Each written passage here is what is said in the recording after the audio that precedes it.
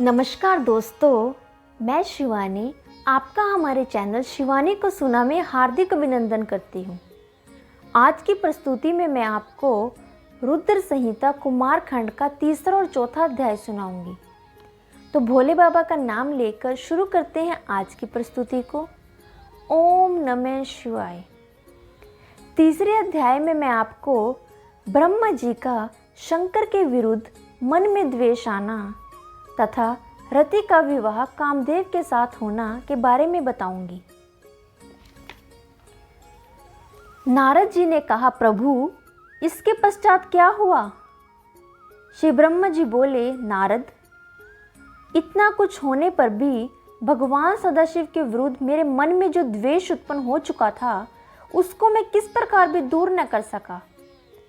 इसको भी तुम शिव की माया ही कह सकते हो। मैंने अपने पुत्र दक्ष को बुलाकर कहा कि अपने पसीने से उत्पन्न हुई कन्या रति का विवाह कामदेव से कर दो।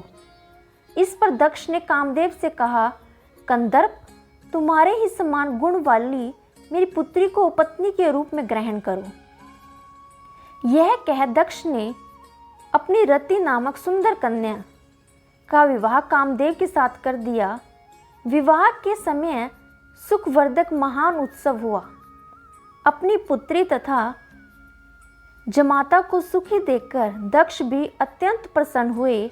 जैसे मैं कह चुका हूँ, मेरे हृदय में द्वेष की अग्नि जल रही थी। मुझे माया ने दबा लिया और मैंने अहंकार में भरकर दक्ष से कहा, हे दक्ष, भगवान सदाशिव तीनों लोकों के स्वामी स्त्रियों से रहित भोग विलास को त्याग कर सदैव प्रसन्न रहते हैं और संसार के बंधनों से मुक्त होकर योगियों के समान जीवन व्यतीत करते हैं। उनको अपनी इंद्रियों पर विश्वास है। उन्होंने हमारा अपमान किया है। हम लोगों को भी वही काम करना चाहिए जिससे कि उनके मन में विकार उत्पन्न हो। इसलिए अब तुम उपाय करो कि भगवान शिव अपना विवाह करें। जब तक यह काम न होगा मेरी चिंता न मिटेगी। वह मेरे पुत्र होकर भी अपने को सबसे बड़ा समझकर मेरी बेइज्जती करने लगे। यदि विष्णु ऐसा करते तो मुझे इतना दुख नहीं होता। इसलिए जब तक शंकर जी का अपना विवाह न कर लेंगे मुझे चैन नहीं पड़ेगा। मैंने यह बात दक्ष से कही थी कि वहाँ कामदेव और रति यहाँ पहुँचे। मैंने तब कामदेव की अत्यधिक प्रशंसा करके उससे कहा, वत्स अब तुम जगत के हितार्थ भगवान शिव को अपने वश में करो और अपना प्रताप दिखाओ। ऐसा करने से तीनों लोकों में तुम्हारा अधिकार हो जाएगा। यह काम तुम्हारे अतिरिक्त और कोई नहीं कर सकता। इसमें लाभ ही लाभ है। ऐसा करने से तुम्हारा मन शांत भी हो जाएगा और स्त्री में अनुराग होने से सदाशिव तुम्हें वर भी देंगे। कामदेव बोला, प्रभु आपका कहना सराखों पर, परंतु भगवान सदाशिव को मोहित करने के लिए स्त्री कहाँ से आएगी? उसका निर्माण तो आपको ही करना होगा।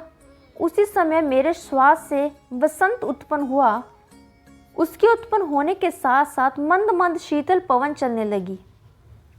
चिड़िया चहचहाने लगी। कोकिला व भंवरे 7 स्वरों में गाने लगे। सारस तथा हंस नदियों के तट पर घूमने लगे। भंवरे फूलों पर गुंजारने लगे।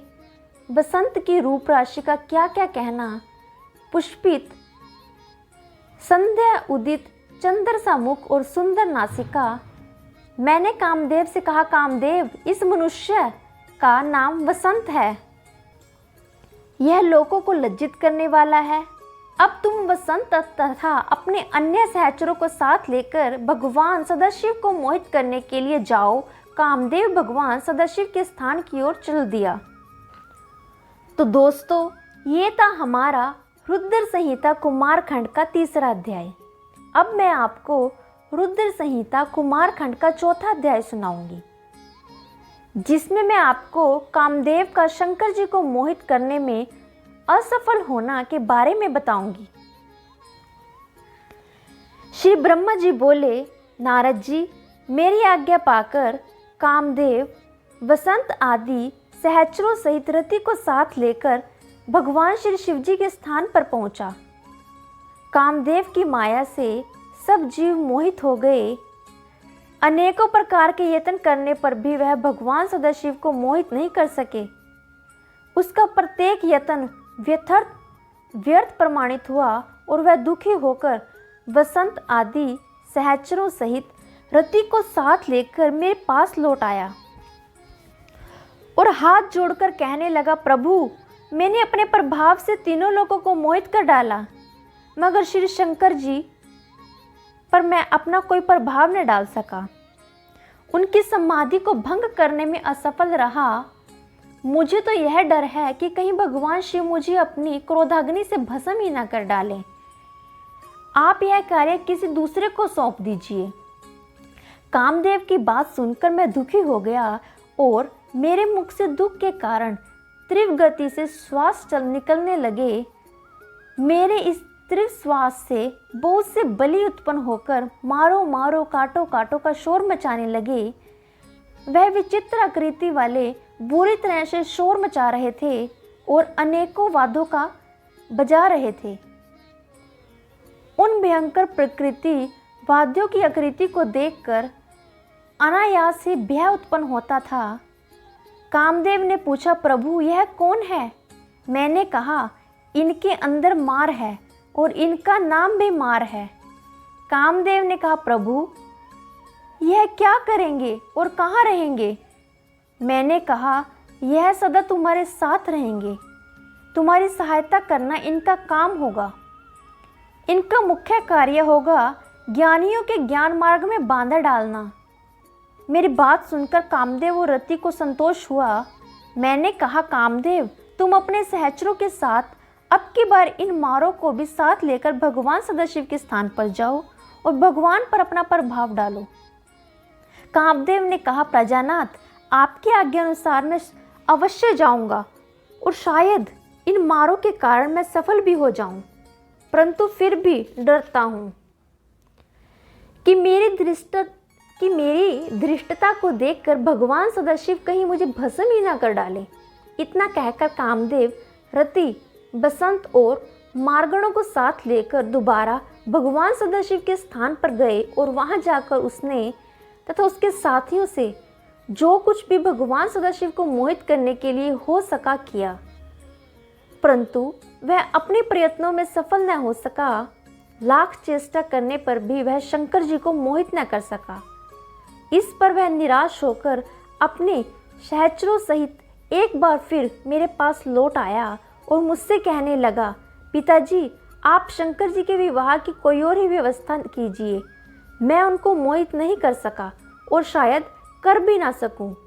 इतना कहकर वह मुझे प्रणाम करके वहां से चला गया। तो दोस्तों, ये था हमारा रुद्र संहिता कुमारखंड का चौथा अध्याय। उम्मीद करती हूँ ये दोनों अध्याय आपको अच्छे से समझ में आ गए होंगे।